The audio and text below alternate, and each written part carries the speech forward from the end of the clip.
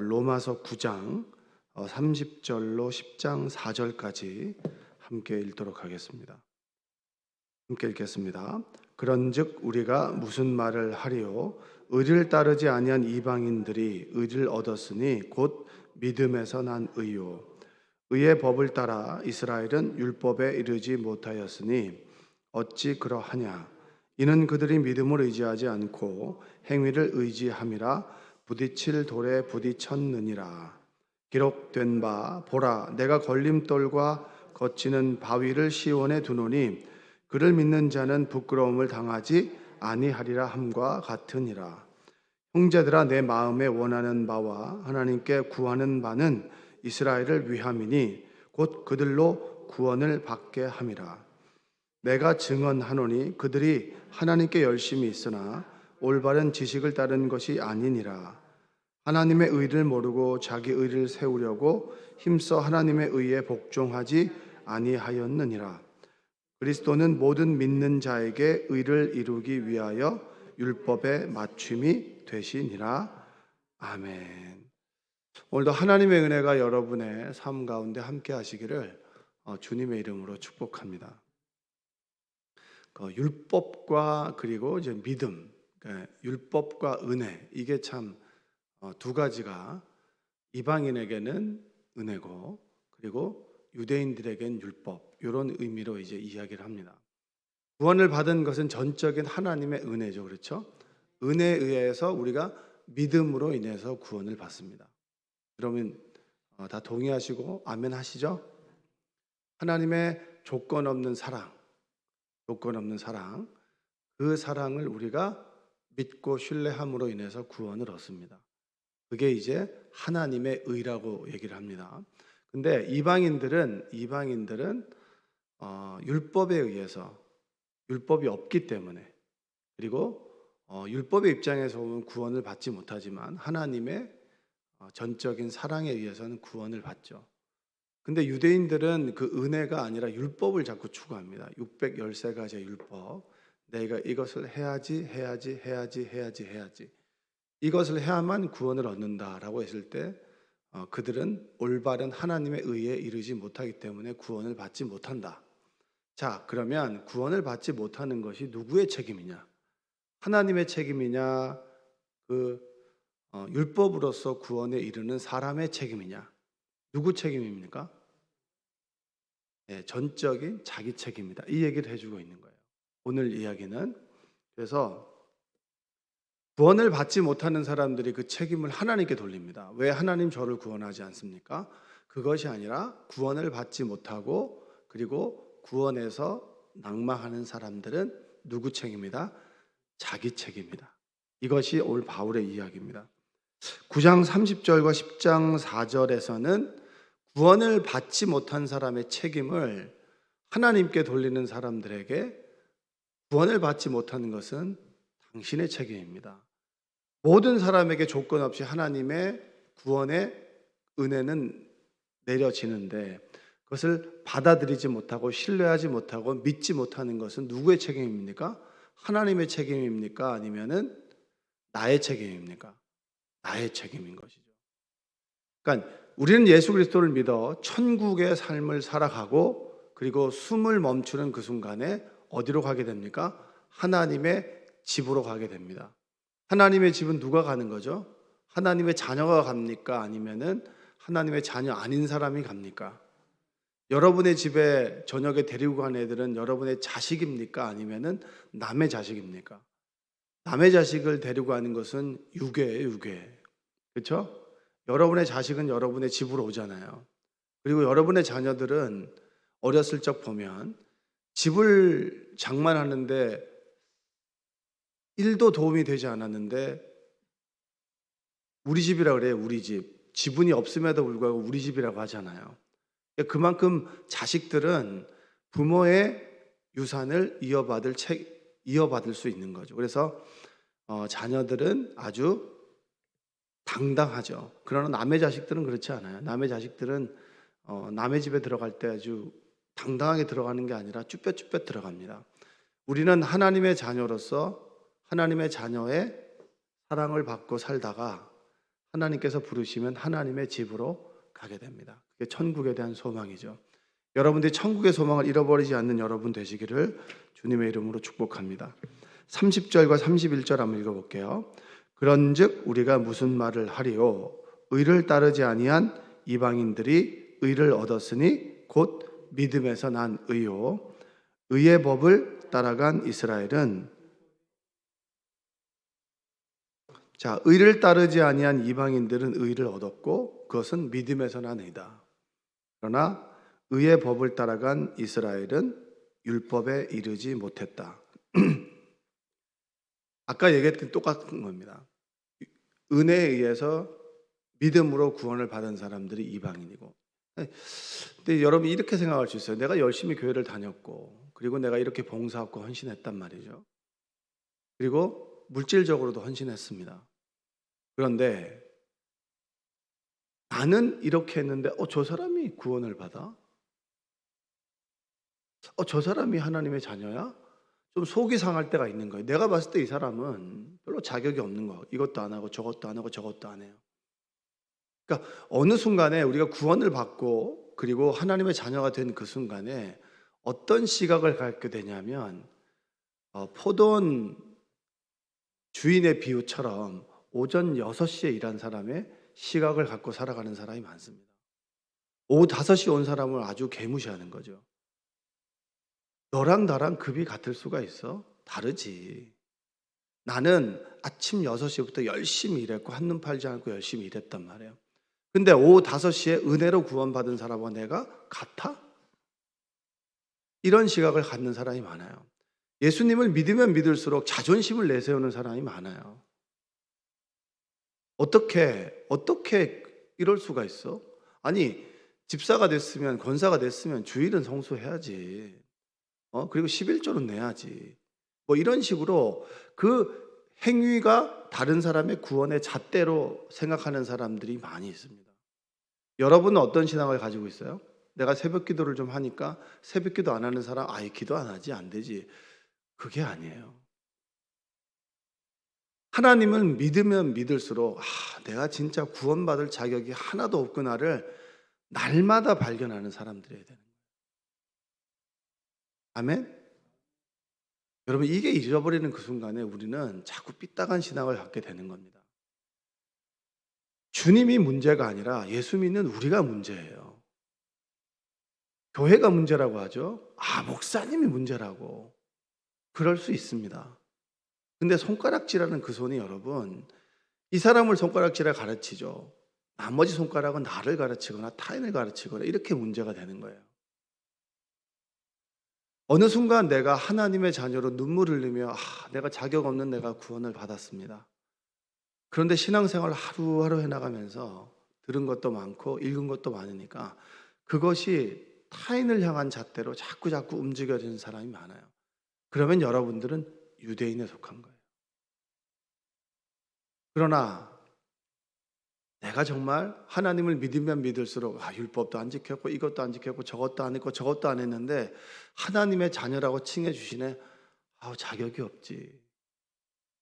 근데 자격이 없는데 내 옆에 보니까 나랑 비슷한 사람이 있어. 그렇지.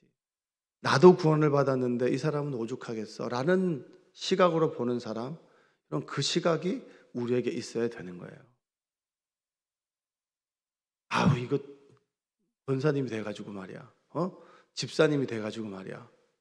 여러분, 목사님은 이래야 한다, 이래야 한다, 이래야 한다라는 기준이 여러분에게 있죠. 그렇지 않습니까? 목사님은 이 정도 돼야지. 목사님 이렇게 돼야지.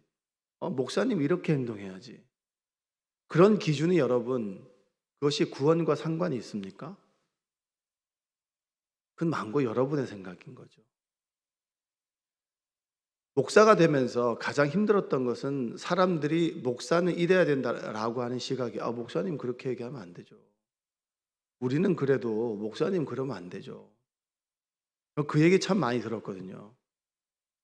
근데 그게 옳은 말입니까? 그른 말입니까? 너나 잘하세요예요.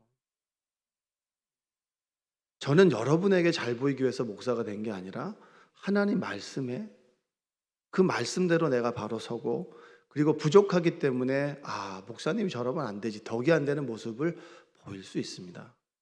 그러면 여러분들 어떻게 되죠? 가려주는 거죠. 기도해주고, 목사님 이게 부족한가 보다, 기도해주는 거죠.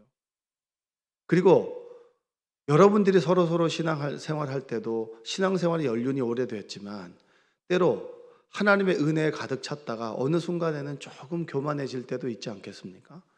사람들을 지적질할 때도 있지 않겠습니까? 그럴 때도 어떻게 해요? 기도해주고 기다려주는 거예요. 그리고 기도하고 난 다음에 그 사람에게 한마디 할 수 있는 거죠. 그걸 받아들이지 못하면 그 사람은 그릇이 안 되는 거예요. 우리가 하나님의 은혜 가운데 살아가지 않으면 누군가를 자꾸 지적질하게 됩니다. 지적질하게 되는 그 순간에 여러분 무엇을 깨달아야 되냐면 내가 은혜에서부터 멀어지고 있구나. 하나님의 은혜가 아니라 율법으로 가까이 가고 있구나. 유대인들은 율법으로 끝까지 갔지만 율법을 지키지 못합니다. 그래서 하나님의 의에 이르지 못했어요.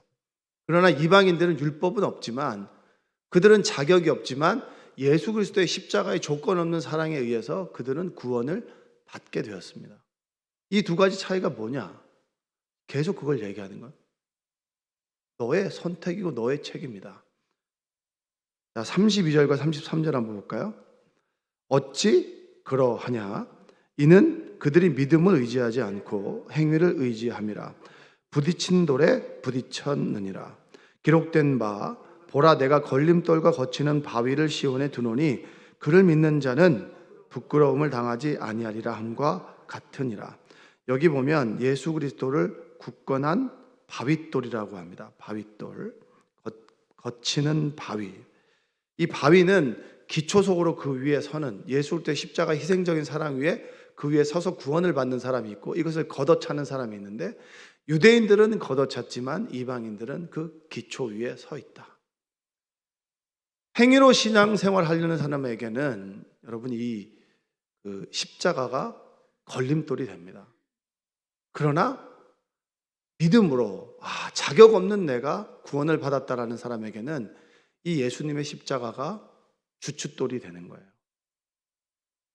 행위로 어느 순간 믿음으로 구원을 받았지만 신앙생활을 하루하루 해나가면서 자꾸 자기 공로, 자기 의지 그리고 믿음이 연약한 사람을 아주 율법의 잣대로 평가하다 보면 우리는 은혜를 잃어버리고 그냥 내가 턱이 올라가고 유대인의 그 행위로 살아가게 되는 거예요.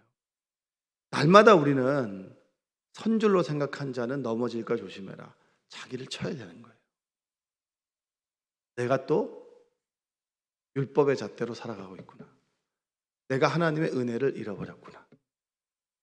그것이 날마다 깨달아지는 은혜가 있길 바랍니다. 어느 순간 기도하는데 눈물이 나요. 참 내가 자격이 없는데 이런 사랑을 받아도 되나? 내가 하나님의 은혜를 이렇게 받아도 되나? 어제 이제 결혼 20주년이었습니다. 별로 20년을 무탈하게 살았는데 참 감사했던 거죠. 근데 어느 청년을 신방하는데 그 청년이 꽃다발을 가져온 거예요.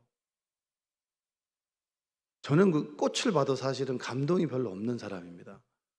꽃이 참 이쁘다라고 하는 거지. 꽃 구경하러 간다 그러면 그냥 날씨가 좋다 이 정도지. 권사님들이 꽃경 가요. 좋다 좋다 그러면 좀 맞춰주는 거예요. 별로 감동은 없어요. 장미가 언제 피는지도 모르고 벚꽃이 피면 참 좋다 이거지. 그냥 보면서 꽃 냄새를 맡는다거나 그런 건 잘 몰라요. 꽃다발을 절 주더라고요. 그래서 꽃다발을 목사님이 좋아하실 것 같다고. 그럼 그 상황에서 제가 어떻게 해서 꽃다발 나 좋아한다고. 들어다가 바로 20주년 선물이라고 딱 갖다 준 거죠. 근데 가만히 저녁에 생각해 봤는데 저는 별로 꽃은 좋아하지 않지만 이 꽃이 365일 중에서 왜 하필 오늘 왔을까? 이게 참 하나님의 은혜 아니겠는가? 저는 뭐 꽃다발을 제 아내가 사러 간다고 하더라고요. 서로 자축을 하자고 20년 동안 무탈하게 잘 살았다고. 기념할 건 기념을 해야 되니까. 그리고 이렇게 20주년 때 이렇게 케이크도 저희는 먹지도 않기 때문에 요만한 조각 케이크를 사는 거예요. 꽂아놓고 감사하더라고. 20년 동안 생사의 고비가 여러 번 있었는데 하나님께서 살려주셨구나. 그리고 무탈하게 정신적으로 육체적으로 문제없이 이까지 와 있구나. 하나님의 은혜 아니겠습니까? 당연한 것이 아니라 하나님의 은혜. 수많은 그런 사람들 중에서, 시간들 중에서 하필 그 시간에 꽃다발을 받았을까?